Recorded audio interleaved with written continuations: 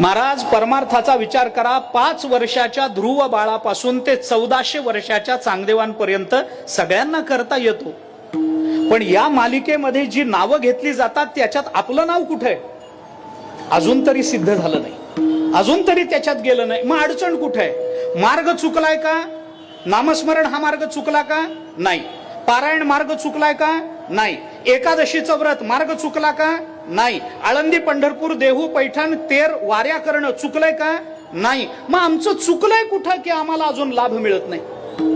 आणि जी चूक आपली झाली त्या चुकीवर तुकोबाराय बोट ठेवून आपल्याला सांगतात की आपल्या जीवनामध्ये आतापर्यंत एवढा सगळा परमार्थ करून आपल्याला लाभ झाला नाही. याचं एक कारण आहे की हा सगळा परमार्थ आम्ही केलेला हा एका बाजूला आहे आणि जिथं खरा लाभ मिळतो तिथं आम्ही पोचलेलो नाही.